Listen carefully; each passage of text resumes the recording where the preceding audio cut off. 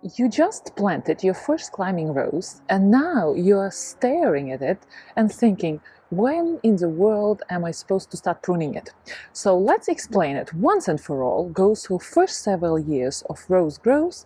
This way you won't ruin your rose accidentally during its first several years.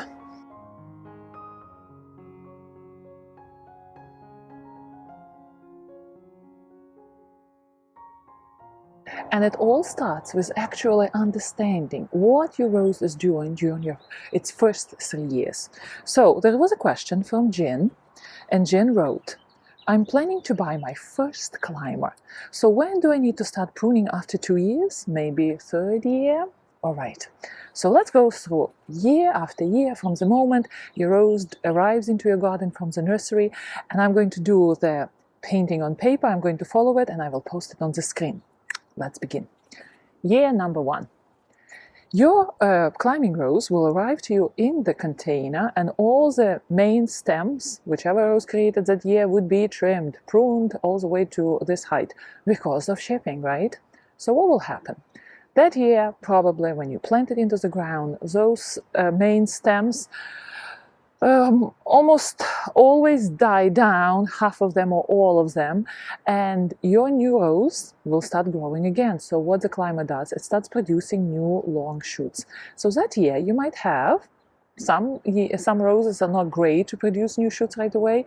Some are better with more stems coming out, they're more prolific.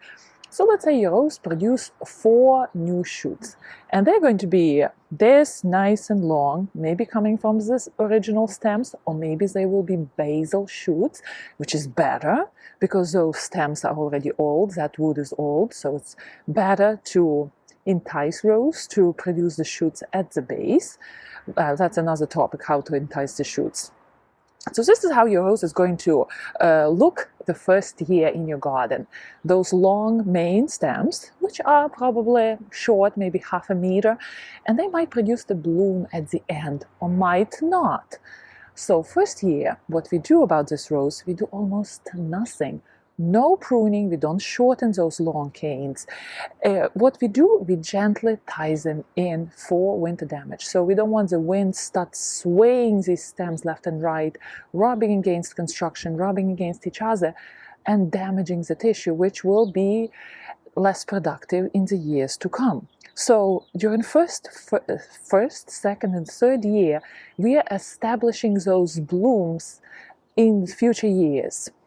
You tied your rose, you made sure that your rose survived well through the winter, you do what you need to do.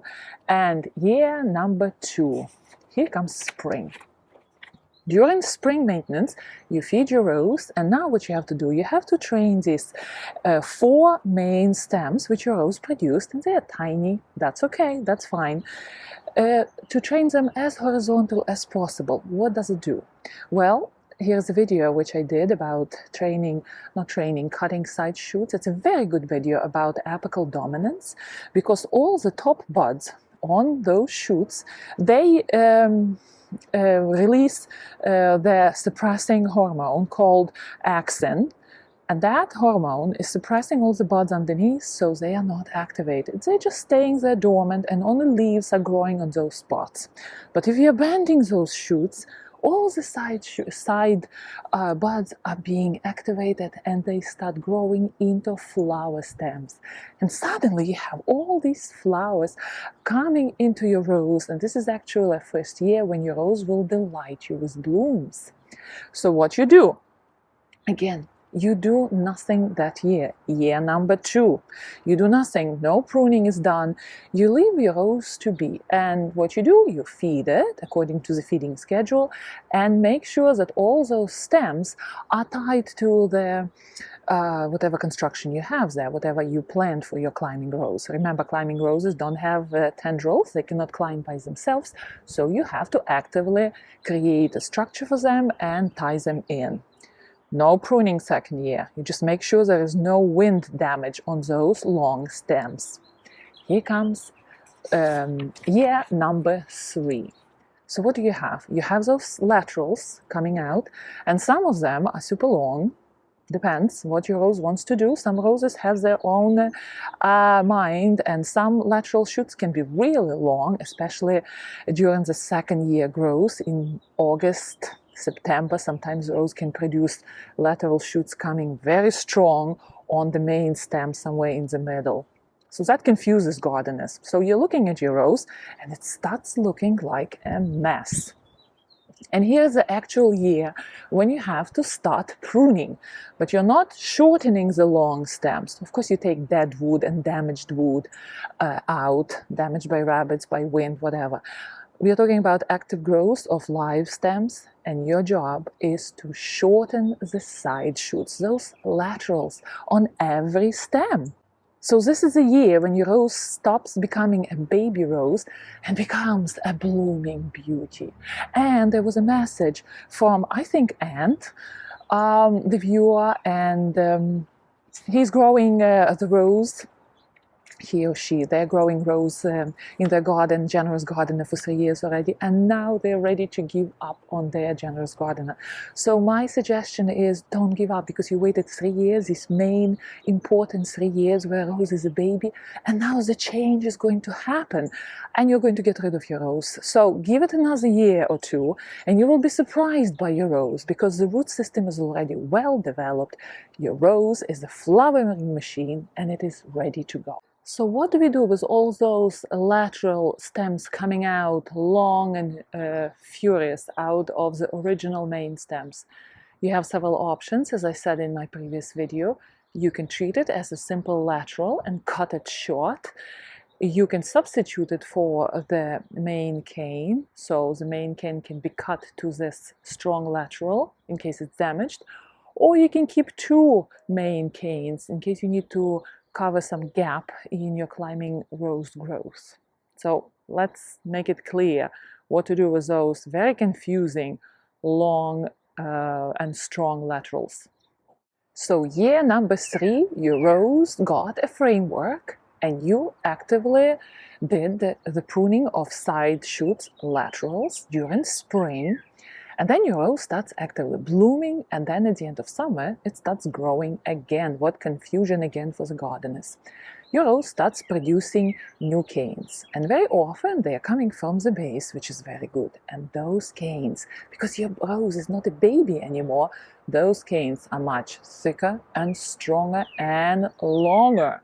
So here, the viewer and your rose right now will start producing year 4 the best, longest shoots, which will conquer your arch. You were telling that the rose didn't climb a lot to the top. Now is the time when rose will have strength, thanks to your feeding and good care, right? Will have that strength to produce long canes. And the cycle continues. So what will happen? In the fall, you have to tie all those stems in.